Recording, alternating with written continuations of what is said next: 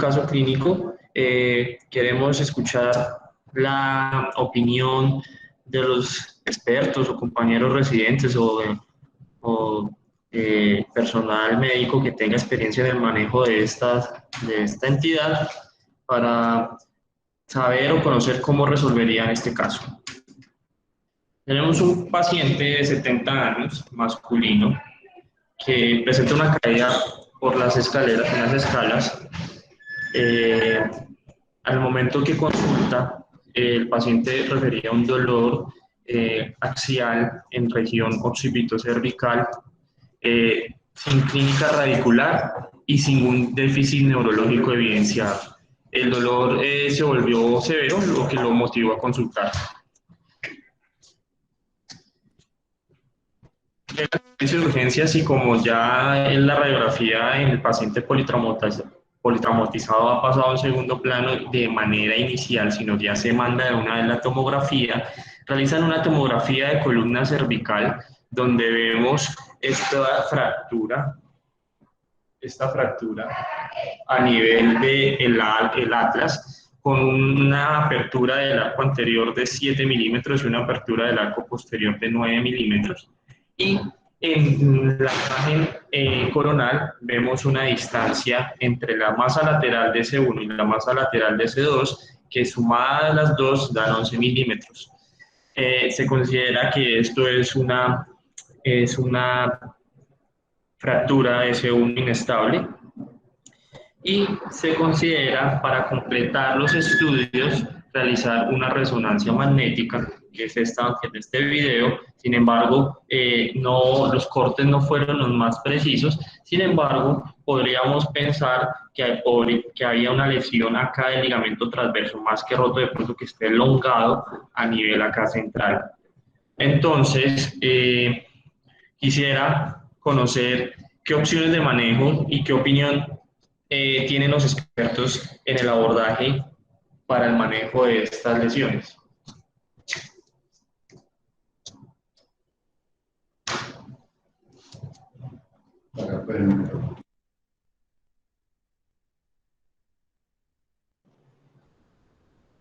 Bueno, yo me voy a arriesgar a hablar. Vemos una fractura de oventoides que afecta tanto el arco anterior como el arco posterior. Eso es una fractura, si no estoy mal, tipo 3, la clasificación de la fractura de Jefferson. Como tiene un componente de inestabilidad indirecto, y es que las masas laterales están separadas más de 7 milímetros, eso nos sugiere que hay una lesión del ligamento, ligamento atlantoideo axial. Entonces es una lesión que amerita tratamiento quirúrgico. Sin embargo, las guías no son claras respecto al tratamiento y podría tratarse también con un halo chaleco por un tiempo prolongado, más o menos 12 semanas.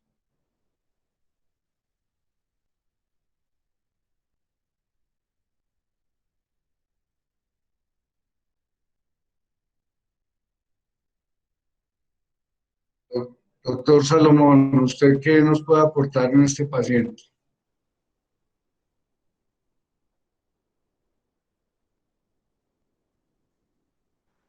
Hola Doctor Nacho. Salomón. Hola. Daniel, hola, ¿cómo están? Daniel, ¿me podrías porfa poner las imágenes nuevamente que no las vi? Pues apenas estaba aquí como un poquito disperso. Escuché el caso, Calentando. pero no vi bien. Exacto. Calentando, no, aquí estamos una hora más adelante. A ver, yo veo. Índice, Ahí se logra ver. ¿cuánto te midió el índice de Spence ahí? ¿Cuánto midió el índice de Spence? Que no lo veo pequeño. Ah, espérate. Ya. 6 y 5 milímetros.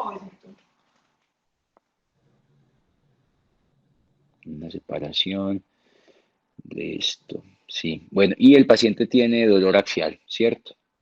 Es más dolor axial. ¿Y la resonancia mostró algo?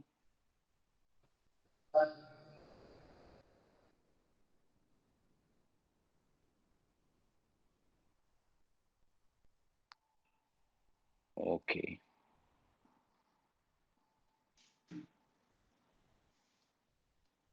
Ok, sí, no. Pues la tomografía pues, lo valioso de los cortes coronales que muestran eh, cómo el atlas reposa sobre el axis y es como si se abriera, ¿cierto? En estas fracturas pues, del atlas con compromiso de los dos arcos denotan inestabilidad, ¿cierto? Denotan que la odontoide se va a mover dentro de ese atlas. El índice de Spence es muy confiable, muy confiable. Aquí esos pacientes no, pues, no hay controversia, se manejan quirúrgicamente y de entrada se hace fijación C1, C2, este tipo de pacientes. Era la pregunta, pues, cierto, más o menos, ¿cómo se enfoca? Sí, Nacho, ¿me de estás acuerdo. escuchando? Sí, sí, Nacho y, gracias, Salo. Nacho y Salomón, ¿me escuchas ahí, Nacho? Sí, muy bien. Eh, Me gustaría como que discutiéramos ahí brevemente eh, realmente qué tanta importancia le dan al índice de Spence, considerando que, pues que siempre se ha considerado como una medida indirecta de la lesión del ligamento transverso. O sea, eso denota lesión del ligamento transverso. Realmente qué tanta importancia le dan al índice de Spence en cuanto a su sensibilidad y especificidad, o le piden resonancia a todos los pacientes con fracturas de Jefferson.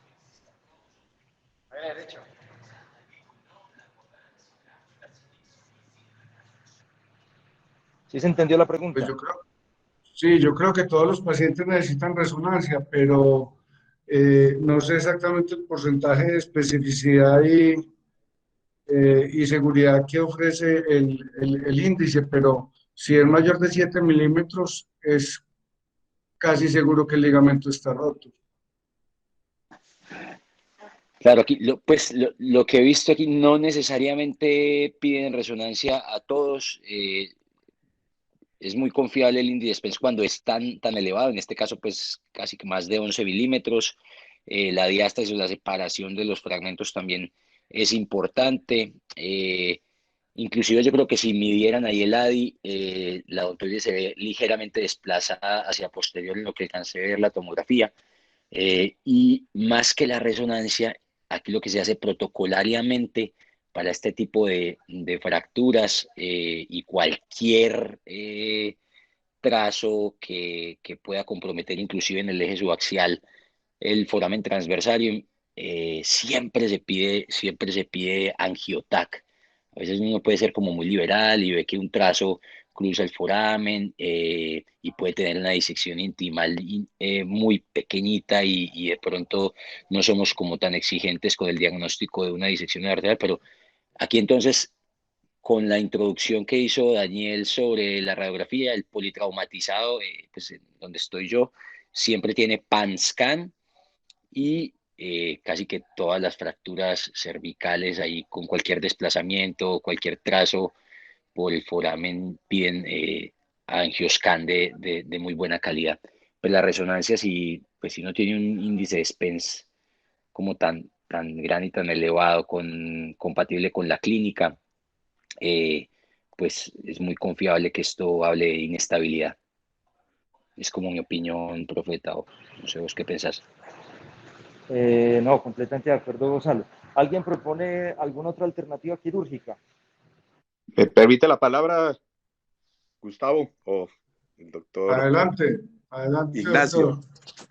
Pues yo siempre les hago resonancia magnética por una razón muy sencilla. Eso cambia en forma importante el tratamiento de estos pacientes. Me parece que depende de dónde esté la lesión del ligamento transverso, el tratamiento es diferente. Si la lesión del ligamento transverso es en la mitad, la posibilidad de que eso vuelva a consolidar, pues es muy bajita y estaría de acuerdo con lo que dijo el doctor Salomón de hacerle una artrodesis C1, C2. Sin embargo, la mayoría de casos, y este parece ser uno, la lesión del ligamento transverso está a un lado o no está, sino que está distendido, y entonces eso permite una cirugía que es mucho más fisiológica, que es simplemente hacer una osteosíntesis de C1. Con la osteosíntesis de C1, pues no sacrificamos ninguna articulación y el pronóstico del paciente es mucho mejor en cuanto a su calidad de vida después de la cirugía. La mayoría de lesiones están en los lados del ligamento transverso, de ahí que es muy importante una resonancia de buena calidad para saber dónde está la lesión del ligamento transverso. Gracias. Doctor Vela, en ocasiones no es muy difícil la interpretación de la resonancia, sobre todo cuando hay fracturas, y por ejemplo en este tipo de lesiones en las cuales hay sangre, pueden haber fragmentos de hueso. No se hace muy difícil la interpretación de la resonancia para decir si el ligamento está elongado, con sangre o está roto.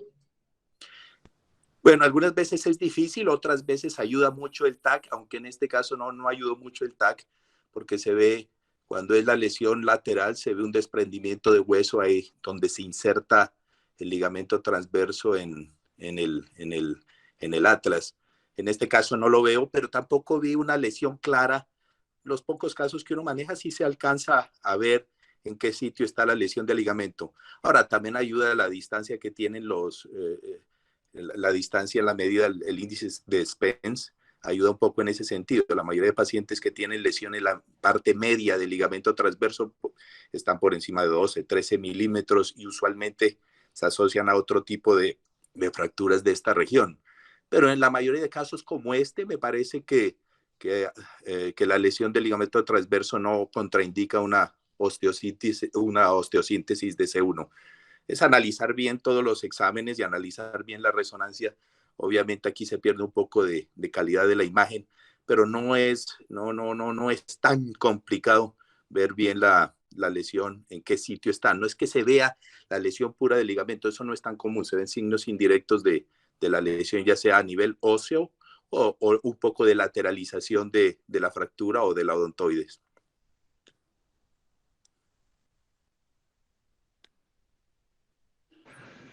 Gracias. Perfecto.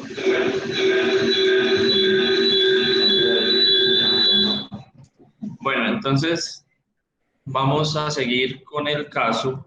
La resolución que se le dio a este caso fue: este paciente fue llevado a una cirugía de una osteosíntesis de C1, unos tornillos a masa lateral y una barra posterior estabilizadora. Esta es la imagen del posoperatorio inmediato, a las 24 horas al día siguiente.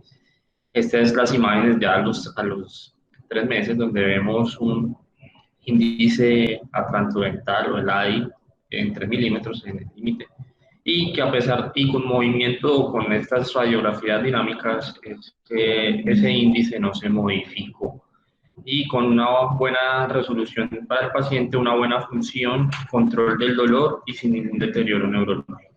Función me refiero a la parte de la rotación de la cabeza sin ninguna limitación. Entonces, cuando hablamos de las fracturas de C1, de C0 y C1, vemos que estas corresponden a fracturas de la unión cráneo-vertebral, que es un sitio que tiene la responsabilidad de la mayor movilidad de la columna cervical. En C0, C1, sobre todo se hace flexión y extensión, aproximadamente un 30-40% de la flexión y extensión, y C1, C2 corresponde al 50% aproximadamente de la rotación. Específicamente vamos a hablar de la fractura del cóndilo y la fractura de C1. Estas fracturas casi siempre están relacionadas al daño ligamentario, y hay otro tema que puede estar incluido en este grupo de patología, que es la luxación atlanto-occipital. Sin embargo, este tema no lo vamos a mencionar hoy, sino vamos a hablar de la parte de la fractura de C1 y fractura del condilar. Los cóndilos occipitales se articulan con las masas laterales de C1 en una articulación que tiene una forma de una copa. Algunos autores le dicen que es la articulación que nos permite afirmar las cosas, el movimiento hacia adelante y hacia atrás de la cabeza. En una flexión hace flexión y extensión con rotación axial limitada o flexión lateral. Estas fracturas de C0 y C1 casi siempre están asociadas a lesiones cerradas. En los pacientes jóvenes están relacionados a traumas de alta energía y casi siempre asociadas a compromiso craneal, y esos accidentes pueden ser accidentes de tránsito o deportes, y en adultos, traumas de baja energía, como son las caídas.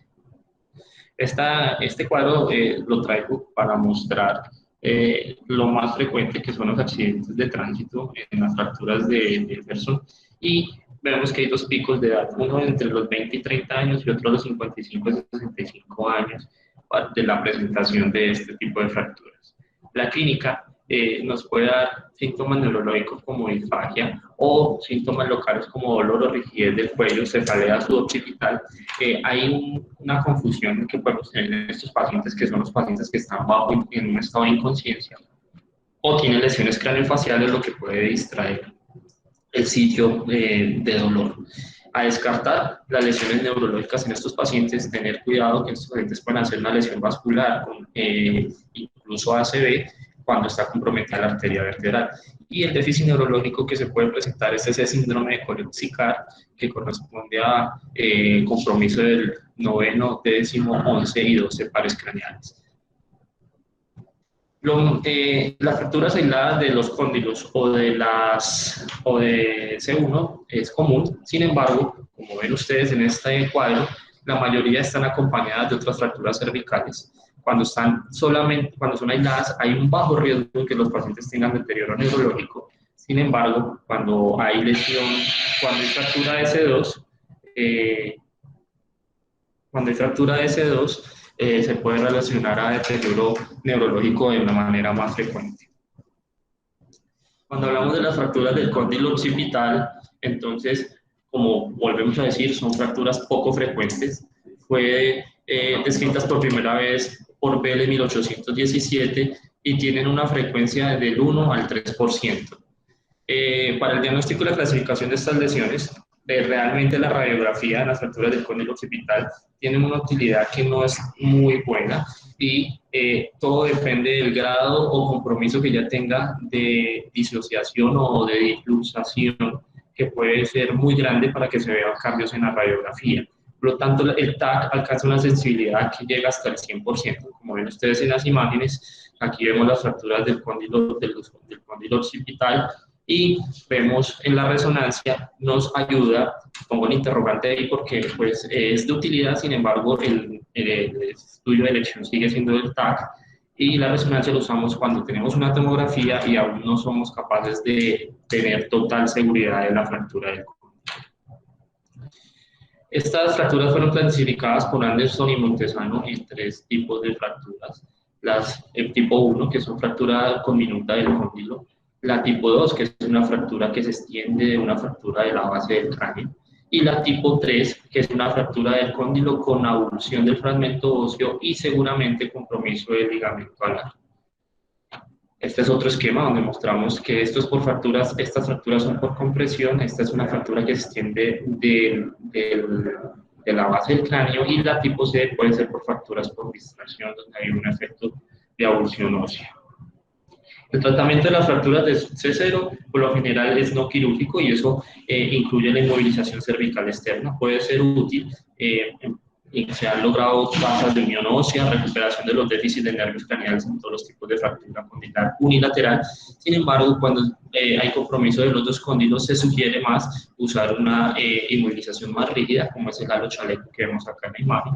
Y el tipo 3, que casi siempre está asociada a lesión ligamentosa, lo importante es hacer una estabilización quirúrgica, y la más recomendada es la vía posterior, que ya vamos a ver, y sospechar una luxación occipitotractoidea en estos pacientes siempre debe ser una regla para definir el manejo. Como les decía, las fracturas del cóndilo occipital se tratan quirúrgicamente muy pocas veces, y las principales indicaciones quirúrgicas, ¿cuáles son? Que tenga un déficit neurológico, que tenga unos signos de inestabilidad, y un paciente con dolor crónico después del tratamiento médico. Los criterios de inestabilidad en esta fractura son mayor de 8 grados de rotación axial hacia un lado, y que tengamos una traslación de C0, C1 mayor de 1 milímetro. Entonces, se ha visto en la literatura que en las tipo 3 que le han dado manejo médico, hay una tasa de deterioro neurológico posterior hasta el 29% de los casos, lo que apoya y lo que indica que el tratamiento de las tipo 3 debe ser el manejo quirúrgico. El manejo quirúrgico que se ofrece en estos pacientes es realizar por vía media una fijación occipito-cervical, donde vemos acá por línea media hacemos una disección cuidadosa y completa, colocamos posteriormente una placa en el occipital. Dice en la literatura donde yo revisé que se usan 8 milímetros el tornillo en las mujeres, 10 en los hombres, y el hueso esponjoso del hombro occipital es algo más gruesito, y se colocan estos tornillos, colocan los tornillos a las masas laterales y la barra, y puede ser usada con o sin injerto. Y el problema de esta cirugía es que hay una pérdida potencial de la flexión-extensión hasta en el 50%.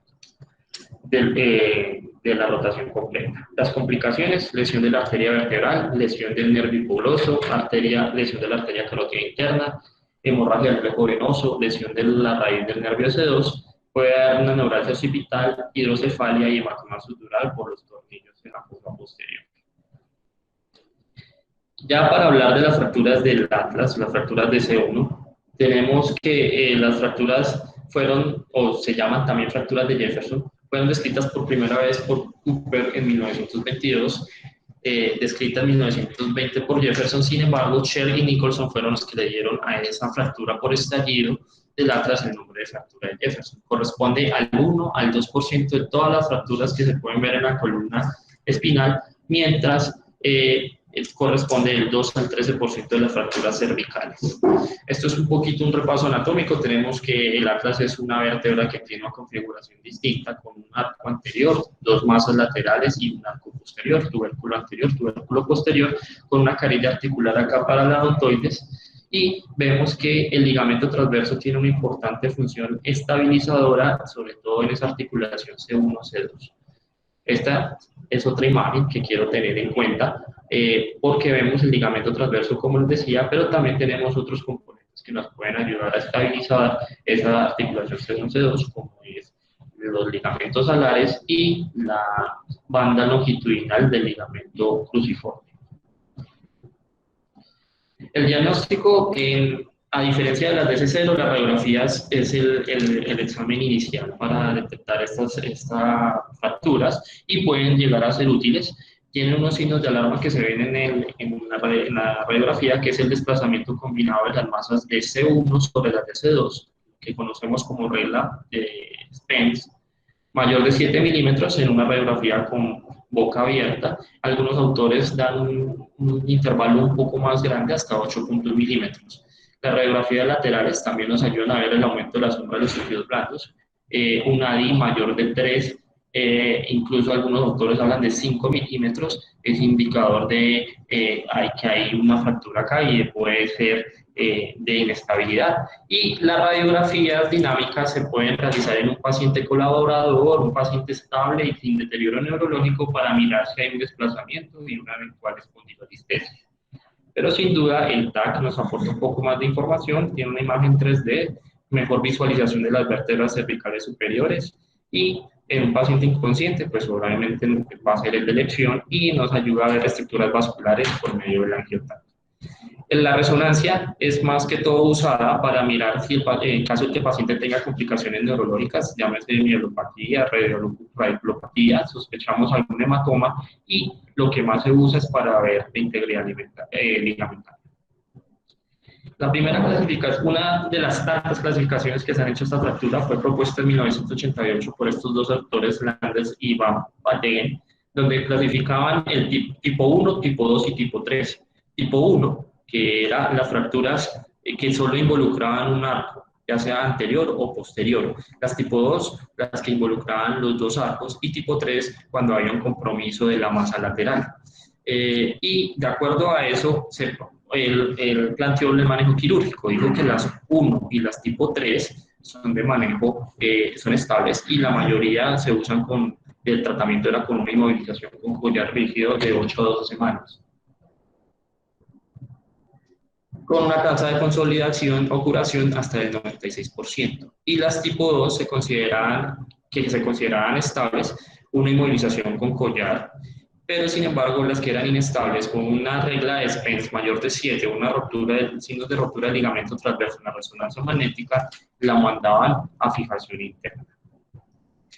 Es importante reconocer el mecanismo de trauma de estas lesiones. Entonces, tenemos estos mecanismos de trauma, los 4 primeros. Vemos el A, que es una fractura del arco posterior. Esto generalmente se produce por una hiperextensión de la cabeza con compresión sobre este arco posterior, lo que va a generar unas fracturas en sentido vertical.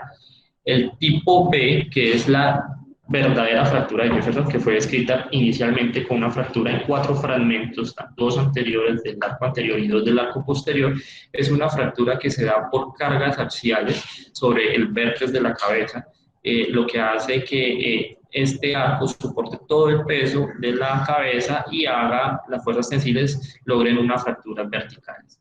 Las tipos C, que son las fracturas, o las C más bien acá, que son fracturas del arco anterior, pueden ser horizontales o pueden ser verticales. Horizontales cuando hay una excesiva extensión y hay una abulsión del tubérculo anterior del arco anterior, el tubérculo anterior del arco, y hacen que haya una fractura horizontal. Y cuando son verticales, cuando hay una fractura por compresión.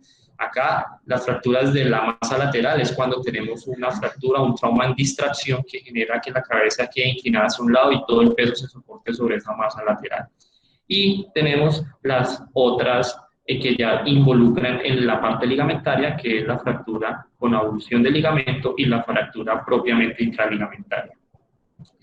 Basado en esos mecanismos de trauma, Head-Weiler clasificó estas fracturas y es la clasificación que se usa actualmente en 5 tipos, dividiendo la tipo 3 en 2 subtipos. Tipo 1, arco anterior. Tipo 2, arco posterior. Tipo 3, los 2 arcos, siendo la 3A cuando hay integridad del ligamento y siendo la 3B cuando hay una lesión del ligamento transverso. La tipo 4 la considero fractura de la masa lateral y la tipo 5 fractura del proceso transverso que puede involucrar o tener compromiso del agujero vertebral. Posteriormente, Dittmann en 1996 dijo que la resonancia es un indicador más sensible de la integridad o rotura del ligamento transverso que la regla de Spencer. Ese fue su argumento y por eso nos propuso que mirando la resonancia podríamos clasificar la 3B, que era la lesión del ligamento, en 2 subtipos. Un subtipo 1, que es una lesión propiamente intraligamentaria, y una tipo 2, que es una abulsión del ligamento de su inserción a la masa lateral de C1. Entonces se proponen unos criterios de inestabilidad, que ya como hemos visto, muchos autores hablan de la integridad del ligamento transverso y hablamos de la regla de Spencer, que fue escrita en 1970 y lo que nos muestra es una suma de esta relación de la masa lateral de C1 con la de C2, que si tiene más de 6.9, algunos la redondean en 7 milímetros, nos hablan que es posiblemente inestable o hay una lesión del ligamento transverso. Otros parámetros son, por ejemplo, el ADI, que es la distancia entre la parte o la cortical posterior del arco anterior de C1 y la punta de la odontoides en porción anterior.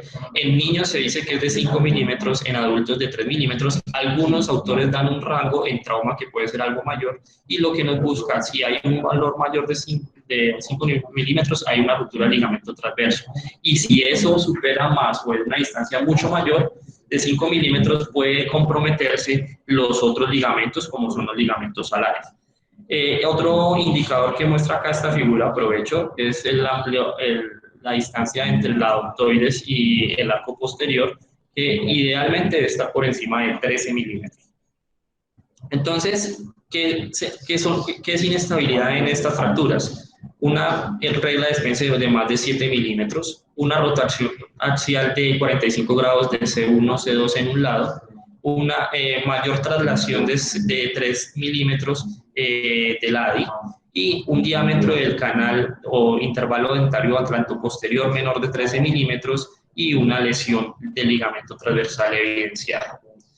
Entonces, ya para hablar del tratamiento de esta patología, tenemos que se basa de acuerdo a la clasificación de Head-Weiler en tipo Head-Weiler. Vemos que las Head-Weiler tipo 1, o sea, arco anterior, arco posterior, tipo 2, arco anterior, y la tipo 5, que tenga compromiso del proceso transverso, se consideran estables y la inmovilización cervical es el tratamiento que se puede dar por 6 semanas. Las tipo 4 las dividen si está mínimamente desplazada o si hay un desplazamiento importante. Si está mínimamente desplazada, se puede dar manejo con collar cervical. Si hay una dislocación de la masa lateral fracturada y hay una incongruencia de la articulación occipital y antral-axial, se puede hacer un manejo con una reducción cerrada y retención de esos fragmentos con un halo fijador de 6 a 12 semanas. A ese paciente se lleva un seguimiento tomográfico. Si se evidencia que hay una inadecuada reducción, que hay una tasa, que no hay unión de esos fragmentos óseos, se puede hacer una cirugía para aliviar el dolor que va a generar esa artrosis o esa artritis postraumática, y el tratamiento que se ofrece en el manejo de las del cóndilo occipital. Aquí vienen las que son más consideradas quirúrgicas, sobre todo la 3B, pero en este caso la 3A, que consideramos que es fractura, que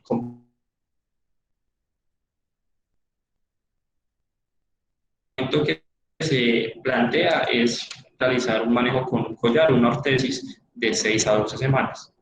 Y aquí viene la discusión más importante, que es las fracturas 3B, que son las que tienen compromiso del arco anterior y posterior asociado a una lesión del ligamento.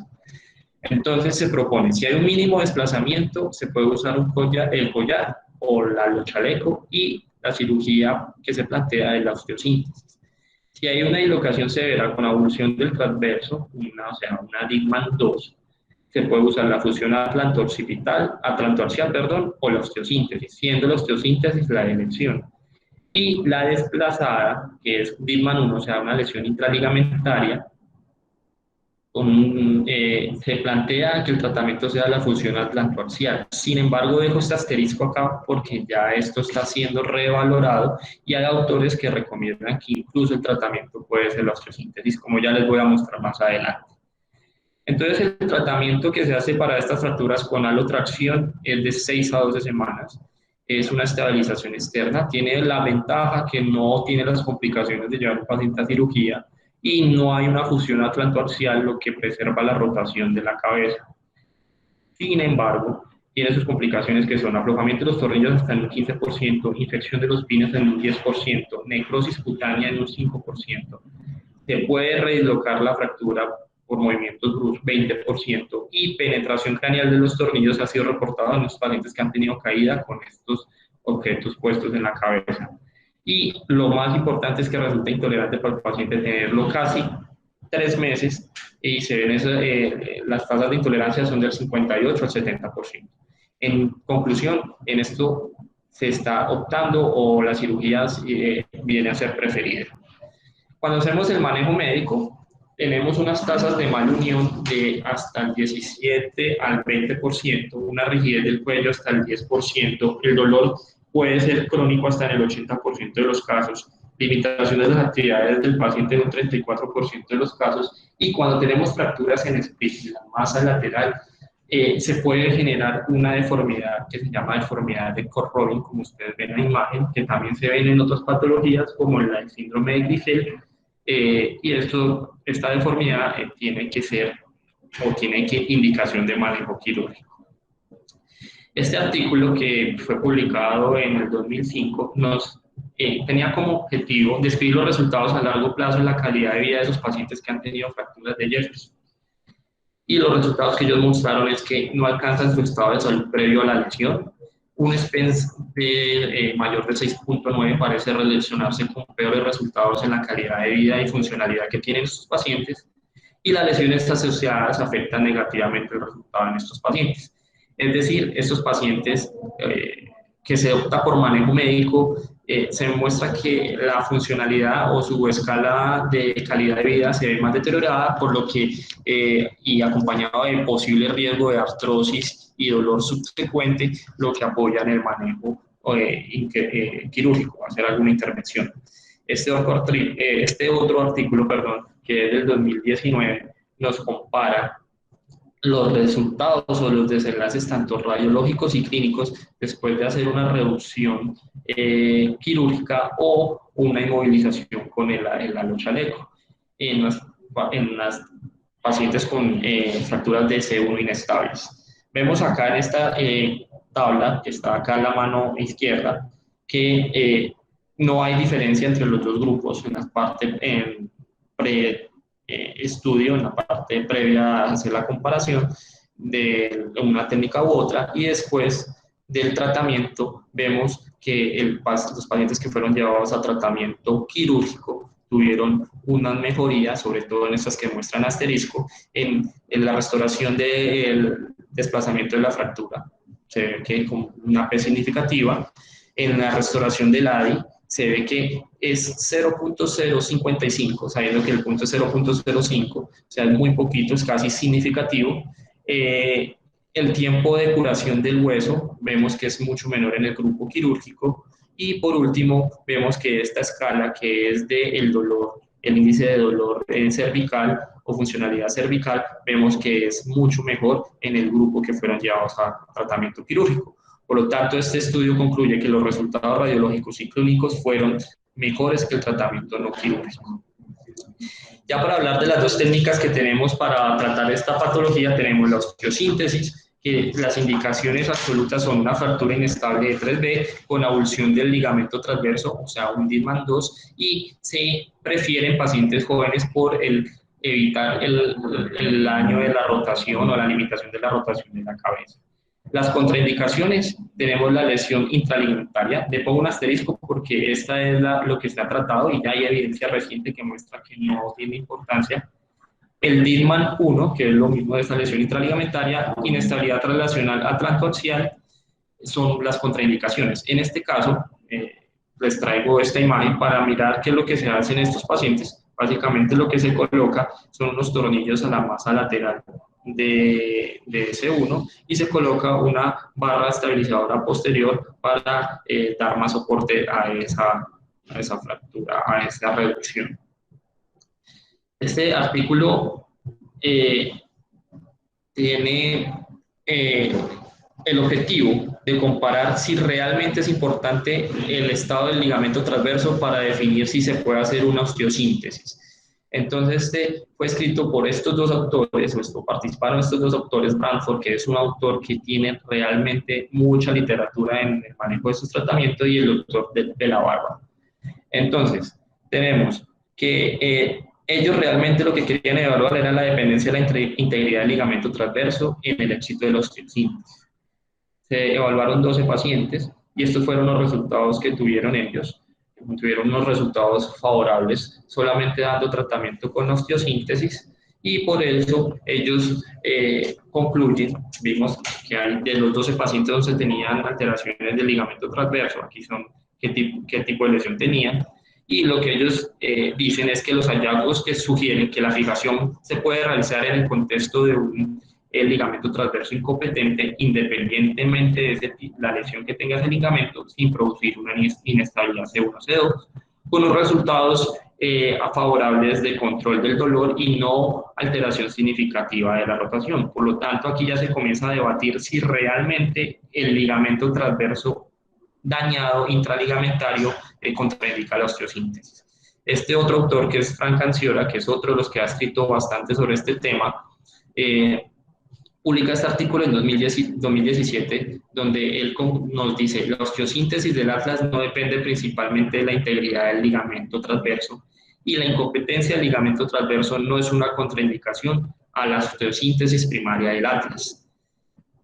Él argumenta en su artículo esas afirmaciones por lo siguiente. Él dice: hay estabilizadores no dañados cuando tenemos una fractura por compresión, que son los ligamentos alares, la membrana tectoria y el fascículo longitudinal del ligamento cruciforme. Ellos evitan la inestabilidad atlantoaxial y, por lo tanto, la osteosíntesis del atlas es capaz de reconstruir la banda de tensión occipito atlantoaxial mediante reducción y restauración de la altura. Ya para ver la parte biomecánica, este estudio que hizo el doctor Kohler, pues se hizo pruebas biomecánicas in vitro para mirar las propiedades mecánicas de una osteosíntesis C1 con impotencia del ligamento transverso, para aportar más sobre si realmente el ligamento transverso, la lesión del ligamento transverso contraindica la osteosíntesis. Se hizo en 5 especímenes. esos 5 especímenes tenían el ligamento intacto y el arco de C1 intacto. Se les hizo una osteotomía de Jefferson, una capsulotomía unilateral y una rotura del ligamento transverso. Se les hizo la osteosíntesis y se sometieron a pruebas. Y los resultados muestran una estabilidad biomecánica del C1, C2 y satisfactoria y suficiente en cargas fisiológicas. La osteosíntesis de C1, ellos plantean, es una alternativa válida para tratamiento de fracturas de Jefferson.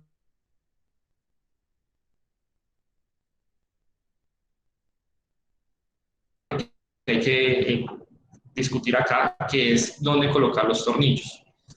Los tornillos, se ha demostrado que los tornillos en masa lateral, que son bicorticales, son más recomendados porque tienen una resistencia mayor al culado que los tornillos de masa lateral monocortical.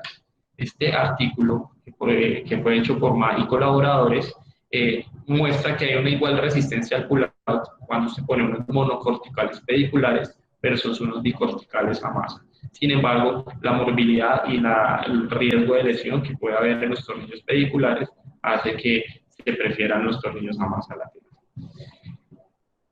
Las técnicas para hacer este procedimiento de osteosíntesis hay 3, uno que es anterior trasoral, uno que es solamente posterior y uno que es combinado.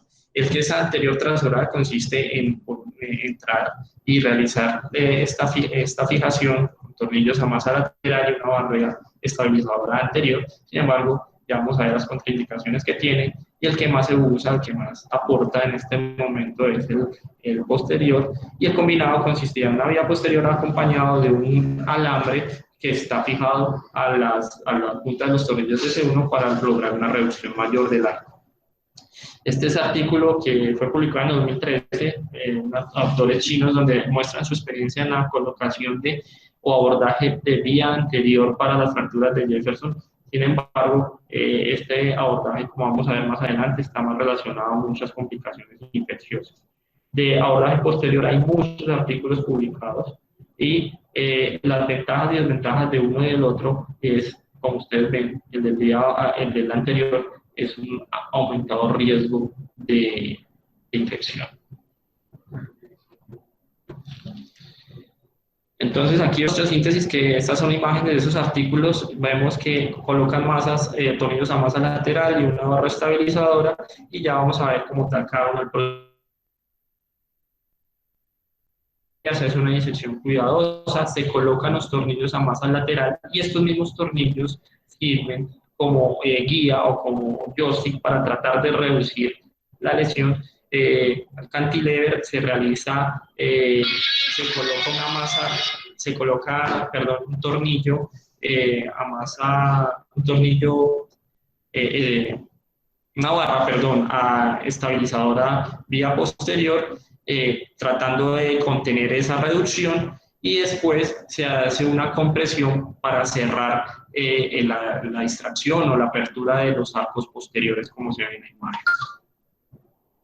Las complicaciones que pueden tener este procedimiento es sangrado por retracción del plexo venoso. Sangrado de la arteria vertebral es raro, y lo que se puede hacer es compresión local y el FUAN, y se pueden usar en las gelatinas de trombina. Se han descrito también la lesión del ganglio de C2, reducción incompleta, tasas de unión, inestabilidad atlantoaxial y la infección, sobre todo en el procedimiento trasoral. Entonces, la vía posterior sola es la de lesión porque llega a ser menos mórbida.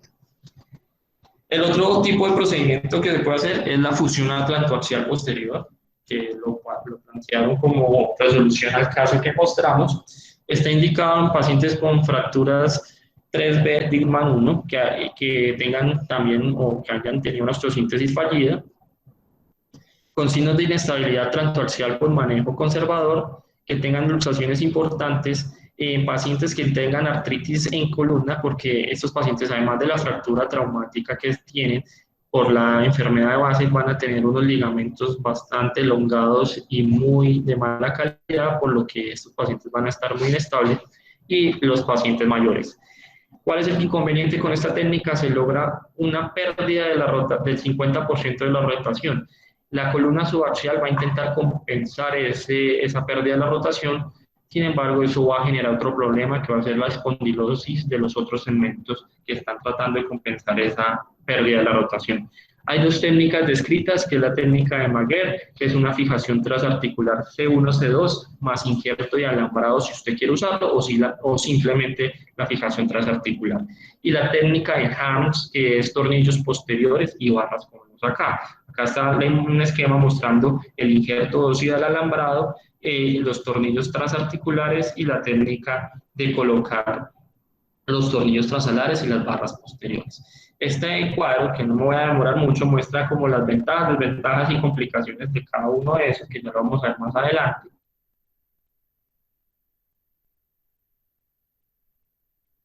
De entrada se considera que debe ser 3 a 4 milímetros superior de la articulación facetaria, y en el punto medio de la pars, tener en cuenta que como la dirección de estos tornillos son muy hacia cefálico, hay que hacer la incisión de la piel por debajo del nivel donde vamos a entrar, bastante por debajo, y lo que se hace es por medio de una fresa marcar ese punto de entrada y posteriormente con una guía dirigir esa guía a la corteza posterior del tubérculo de C1 para después poner estos tornillos fijando la articulación de C1 y C2 como se ve en la imagen.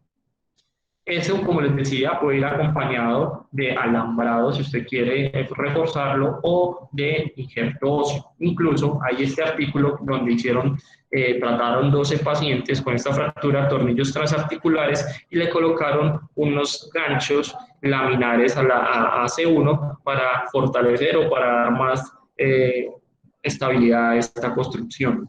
La otra técnica, que es la de Goel-Harms, pueden ser tornillos pediculares, tornillos a masa lateral o tornillos translaminares, y acompañados de unas barras posteriores. Se puede acompañar también de injerto óseo o de conectores transversos en caso de que usted quiera lograr una reducción mayor de la apertura del arco posterior, e incluso si usted después, el paciente, sigue con signos de inestabilidad o dolor crónico, puede prolongar esa cirugía a una fijación occipito-cervical. Este estudio compara los resultados de la fijación transarticular con los tornillos y barras posteriores, que es el procedimiento de Goel-Harms, para la fusión C1, C2. Y lo que muestra es que hay una mayor incidencia con los tornillos transarticulares de lesión de la arteria vertebral de un 4% frente al 2%, una tasa de malposición de los tornillos de 7.1 frente al 2.4%, esto relacionado muchas veces a que no se da la angulación correcta para dirigir el tornillo hacia el tubérculo anterior de C1, y hay una tasa de fusión ligeramente más baja en los transarticulares. Ya para terminar esto, yo traigo este algoritmo que es como resumen del tratamiento de las fracturas de C1, donde tenemos que lo primero que hice es clasificarla de acuerdo a la Guttweiler, la clasificación de Guttweiler. Tenemos las fracturas tipo 1, 2 y 5. Recordar, arco anterior, arco posterior y proceso transverso, se pueden dar manejo con collar cervical. Lo recomendado es hay autores que hablan de 4 semanas, hay otros que hablan de 6, 8, 12 semanas, de acuerdo a la evolución del paciente. Las fracturas tipo 4, que son las que tienen compromiso de la masa lateral, si hay una dislocación mínima, se puede usar con collar cervical, y si hay una dislocación severa, se hace una reducción por halo, una reducción cerrada, se le coloca el halo para contener esa reducción, y si la dislocación es persistente en los estudios de imagen, el paciente tiene que ir a una fusión occipito-cervical para evitar complicaciones como la que vimos de la deformidad de Codd-Robin. Y la fractura tipo 3, entonces tenemos, si el ligamento está intacto, es una tipo 3A, que se puede manejar con collar cervical. Esto ya puede ser debatido porque es una fractura de estallido y el paciente puede tener tasas de artrosis malas y puede ser llevado a cirugía.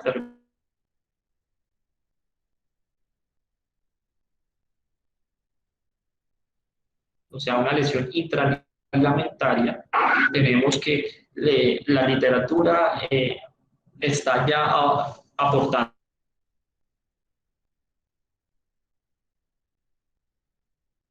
hasta hace unos años la fusión atlantoaxial. Sin embargo, la osteosíntesis ha venido teniendo más cabida en el manejo de estas lesiones. Cuando tenemos una tipo 2, que sea por una avulsión ósea, sin duda la osteosíntesis es el de elección y la fusión atractoaxial resulta una de utilidad cuando esta osteosíntesis falla. Entonces, como mensajes que quiero dejar para terminar esta charla es que la incomodidad de la inmovilización prolongada, la escasa tasa de curación y la baja tasa de consolidación asociada con la inmovilización externa por sí sola deberían impulsar a los médicos a ofrecer estabilización quirúrgica temprana de las fracturas inestables del atlas. 2. La osteosíntesis resulta una muy buena alternativa para manejo de fracturas de C1, independientemente del estado o de la integridad del ligamento transverso. Y 3, en la fractura condilar, la mayoría es de manejo médico. El manejo quirúrgico se ofrece en las del tipo 3 y lesión neurológica o ligamentaria importante. Y eso era todo. Muchas gracias.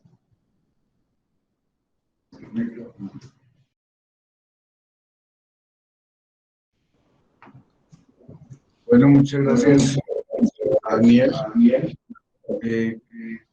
Me parece que se resolvió el caso de una manera muy buena. Quiero saber si alguien tiene algún comentario. Nacho, pues realmente muy buena la revisión. Daniel hizo un muy buen trabajo con la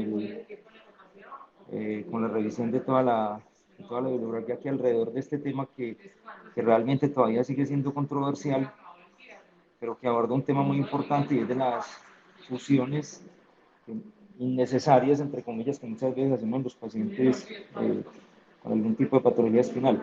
Hay un detalle y es que definitivamente las fracturas de Jefferson siempre se debiera hacer resonancia, y es porque el índice de Spence parece que tiene muy buena especificidad, pero muy baja sensibilidad. Aparentemente la sensibilidad es únicamente... No se te escucha, Gustavo, se te va la onda por ratos. Ahí me escuchas. Ahí te escuchamos, ahí sí. está mejor. Entonces, no, comentaba Y que escuchamos también que están lavando platos atrás. que la sensibilidad del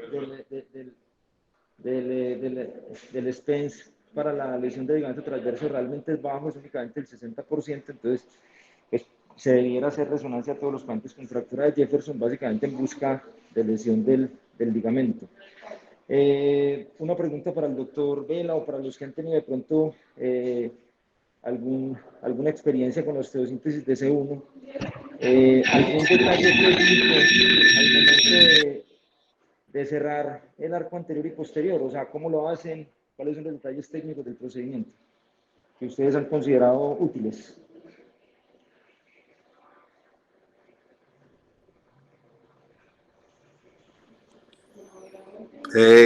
Gracias, Gustavo.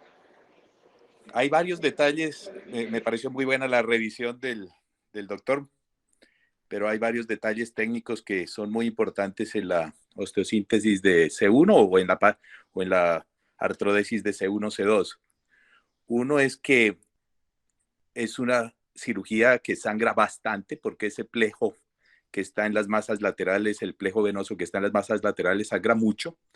Yo lo que recomiendo es no perder tiempo esperando que deje de sangrar. Lo que sí recomiendo es que se haga la cirugía con un colega que también tenga experiencia en lo mismo, de tal forma que uno coloca un par de gel fans de lado y lado y con una cánula de succión se separa las masas laterales y se colocan los tornillos para no perder tanto tiempo en hemostasia, porque eso finalmente sangra mucho más que hacerlo rápidamente. Hay que identificar muy bien las masas laterales. Posteriormente colocar los tornillos como se describió en las imágenes y hacer compresión, no importa que queden un poquito montadas y es hasta mejor que queden montadas el arco posterior del atlas, los segmentos uno sobre otro, y generalmente la artrodesis que se logra de ese arco posterior es muy buena, y la estabilidad, como lo mostraron ahí en unas radiografías dinámicas, es inmediata, y la motilidad y la movilidad del cuello es perfecta porque no se está sacrificando ninguna articulación. En cuanto a la instrumentación del pedículo de C2 con la técnica de Harps, yo casi nunca hago la técnica de Maguire, me parece difícil, y especialmente en los pacientes que tienen cuello muy corto, cuando son obesos, eso termina uno haciendo una incisión prácticamente en el tórax para poder introducir un tornillo transarticular. Entonces prefiero la técnica de Harms. en los pacientes en que está indicado. Pero hay que tener en cuenta con mucho detalle la arteria vertebral, el curso de la arteria vertebral, y en algunos casos si está contraindicado, pues no hay que hacer esa técnica. Y hay una técnica que no se describió en la charla, que es la técnica de Wright, que no es otra cosa que colocar tornillos translaminares en C2. Son más fáciles de colocar, son un poquito menos estables, pero dan un resultado igualmente satisfactorio en esos pacientes en los cuales no se puede colocar un tornillo transpedicular en C2. Así es que esa es la técnica que yo recomiendo cuando se hace una artrodesis C1, C2. Estoy completamente de acuerdo en que cuando hay una lesión pura de C1 y hay lesión ligamentaria, la técnica de osteosíntesis de C1 es excelente. Me parece muy extenso el último, el que está en la pantalla, ese algoritmo. Los algoritmos a veces son un poco confusos. Yo en general lo que considero es que si es pura la lesión de C1 y si es inestable, la cirugía de elección es la osteosíntesis. Si es una lesión muy inestable y está asociada a otro tipo de fracturas, como fractura tipo 2 de odontoides o luxaciones C1, C2, la mejor técnica es la artrodesis C1, C2. Casi nunca, no digo nunca, pero casi nunca es necesario ir al occipital. Es una cirugía que afecta mucho la calidad de vida de los pacientes y la única indicación que vería yo es que haya una luxación occipito C1, que es una lesión bastante rara, pero me parece que es la única indicación de ese tipo de cirugía en estos casos traumáticos. Esos son los detalles que yo tengo. Gustavo, muchas gracias. Doctor Vela, una pregunta. ¿Le parece importante usar tornillos monoaxiales en las masas laterales de C1 cuando va a hacer el cierre de los arcos, o usted con tornillos poliaxiales lo puede hacer sin problema? Bueno, es una excelente pregunta porque he tenido las dos experiencias. Pero te digo, cuando uno usa tornillos monoaxiales es muy difícil colocar la barra. A veces no quedan, no cuadran los tornillos y generalmente se mueve.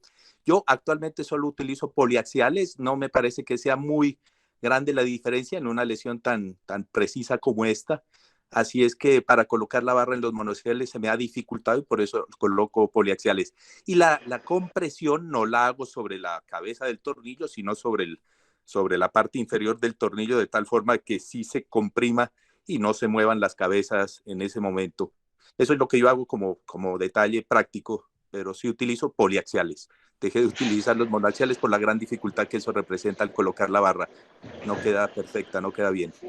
De acuerdo, profesor. Eso es un detalle de dónde se hace la compresión, porque si uno hace la compresión sobre las cabezas, pues termina abriendo el arco anterior de C1. Entonces la reducción no es adecuada. Y otro detalle, doctor, ¿usa tracción intraoperatoria o antes de la intervención, o no le parece necesario?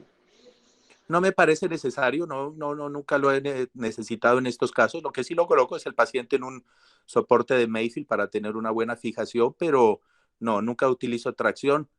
La única vez que he utilizado tracción es para ver si tenía un paciente una luxación occipito cervical para diagnosticarla, pero no como tratamiento. Casi nunca utilizo tracción ni en las fracturas de la unión cráneo-cervical ni subaxial. Ya casi nunca utilizo tracción. Perfecto, muchas gracias. ¿Algún otro comentario? Tao. ¿Alguien más? Sí, claro que sí. Sí, Tao, yo algunas consideraciones técnicas también, pues de lo que acabas de preguntar, ¿cierto? Obviamente, excelente resolución del caso. En este año sí hemos tratado 2 o 3 pacientes solo con tornillos a masas de C1, generalmente jóvenes, a veces por preferencia, inclusive pues pacientes con este tipo de fracturas un poco más ancianos. De entrada, pues no le ofrecen masa, sino que he visto fijación C1, C2, pero es clave pues para cualquier paciente joven, anciano, el que sea, la preservación de la rotación cervical de estos pacientes. Dentro de las consideraciones técnicas, siempre he visto que si hacen tracción, me parece que favorece, como es por estallido, ¿cierto? No es preoperatoria, pero sí en el transoperatorio, pues como ya he dicho varias veces, siempre ponen Garner y creo que favorece, como es por aplastamiento, abre el espacio entre el cóndilo y reduce un poco, o sea, cierra un poco el arco de C1 al quitar o al evitar inclusive como revertir la verticalización pues, del peso de la cabeza sobre el eje subaxial. Entonces la tracción pensaría yo que sí favorece un poco más como la reducción y el cierre, ¿cierto? Sin tener, cuando se hace la compresión sin tener que hacer tanta fuerza. Clave lo que dijo el doctor Vela de tener en esta cirugía, sí que es clave un ayudante que sepa lo que está haciendo. El sangrado es muy importante. Y bueno, nosotros utilizamos en Colombia gel Foam. Aquí utilizan, no sé si lo tengamos en Colombia, yo creería que sí, se llama Avitem o Ultrafoam, que es como un colágeno microfibrilar que es casi que mágico. O sea, se pone, es muy, muy pegajoso, pero se pone ahí, cierra y uno puede ir trabajando en el otro lado haciendo otra cosa, pero es mágico. Y de acuerdo también con el doctor Pablo Vela, el tornillo a veces es simplemente lo que controla el sangrado.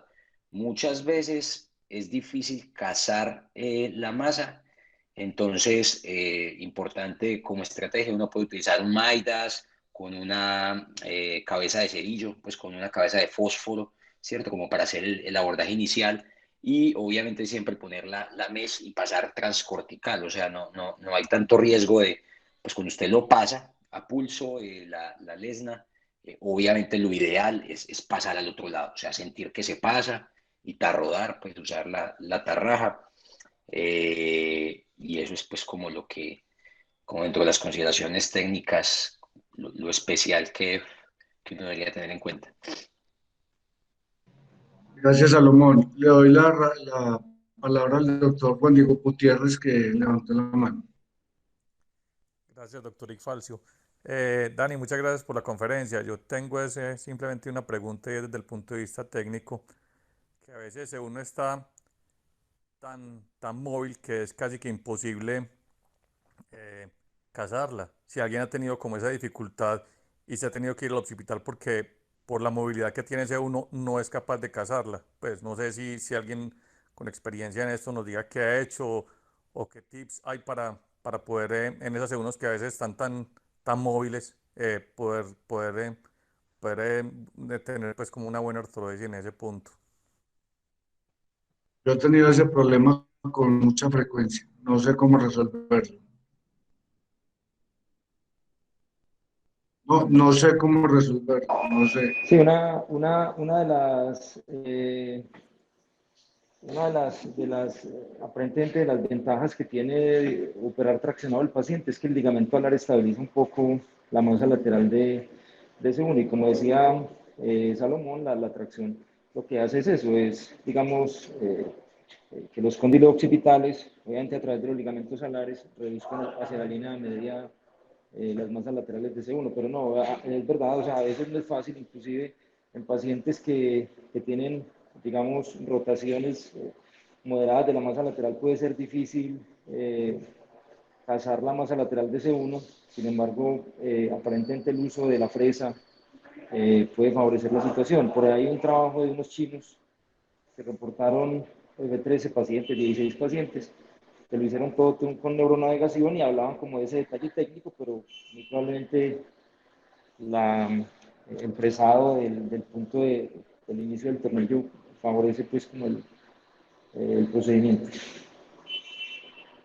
Sí, Tavo, aprovecho. Exacto. La fresa, la match head, pues la cabeza de fósforo es ideal y no, uno a veces tiene que hacerlo de pronto un poquito, pues como muy superficial.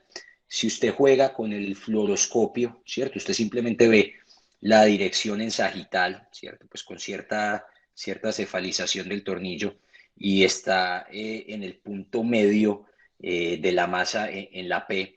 Usted introduce un poco más la fresa, la estabilidad que te da la tracción. Usted puede, cuando mete en un orificio importante, pues póngale más de 3 milímetros de profundidad. Ya usted tiene que tener es ideal, siempre hablamos aquí también de la calidad de los instrumentos, pero es ideal conocer la lesna, una lesna con buena punta, una lesna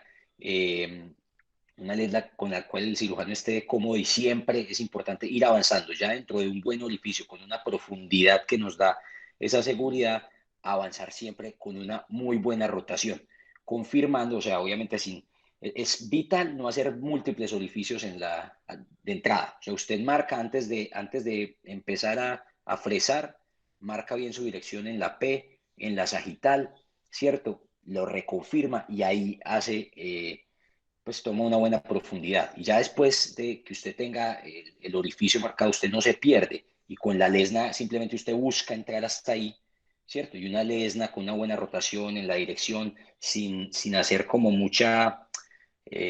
pues muchos movimientos diagonales en una misma dirección, eso favorece pues que uno pueda cazar bien la masa. Es como Gonzalo, lo pero que he visto una pues yo acá. pregunta, Salomón, porque es que a veces eso está tan absolutamente móvil que una lesna lo que hace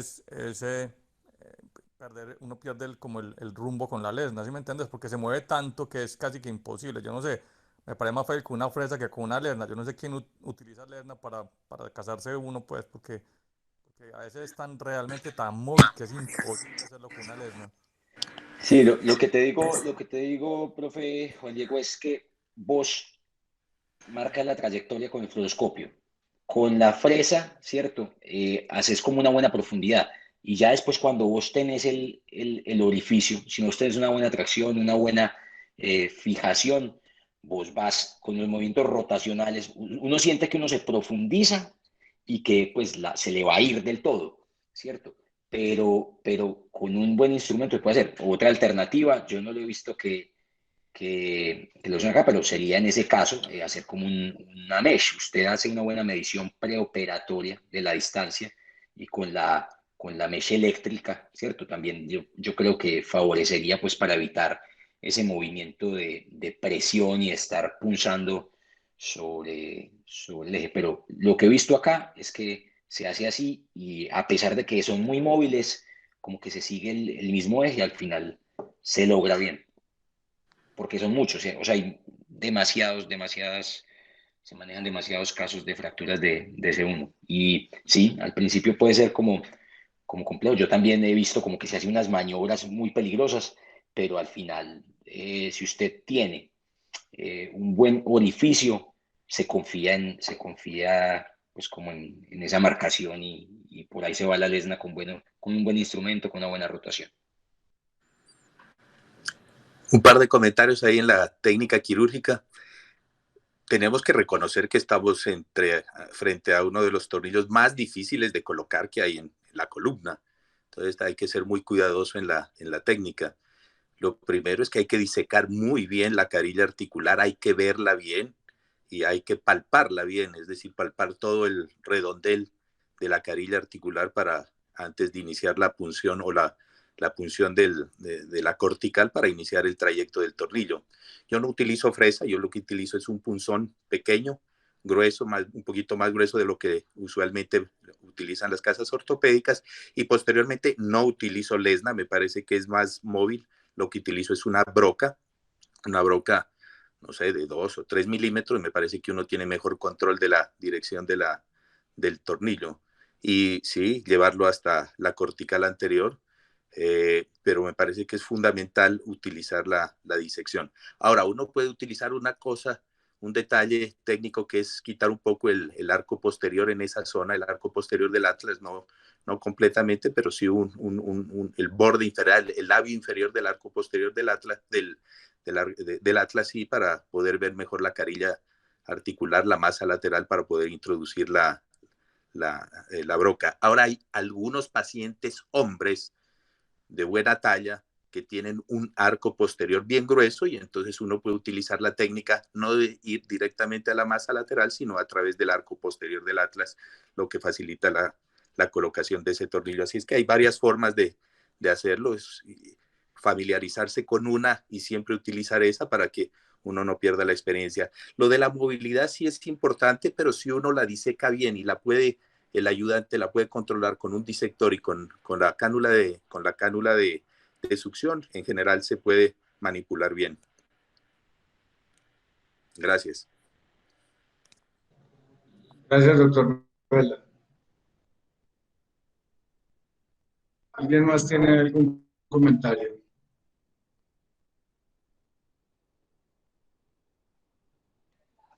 Otra cosa que recuerdo con la discusión con el profe Juan Diego es, se puede hacer con un ayudante pues bien capacitado, se puede hacer como una contratracción, obviamente lateral al trazo de la fractura, puede ser con una pinza de campo, o sea, una contracción de ese arco posterior. Eso también da como estabilidad, pero es ideal saber a alguien que traccione que sea alguien que traccione lo necesario, ¿cierto? Que no vaya a traccionar mucho más, sino que sea contratracción cada vez o que se está introduciendo la lesna o simplemente para fijar cuando, pues como el doctor Pablo Vela dice, utilice la broca. Esa pues sería como otra estrategia para evitar, pues para mejorar un poco la estabilidad y favorecer el paso de el cazado de la masa. Gracias, Salomón. Los invitamos mañana al tema interesante de espondilitis anquilosante. Y vámonos a trabajar que nos cogió la noche. Muchas gracias a todos. No, muchas gracias a todos. Al doctor Vela, muchas gracias por acompañarnos.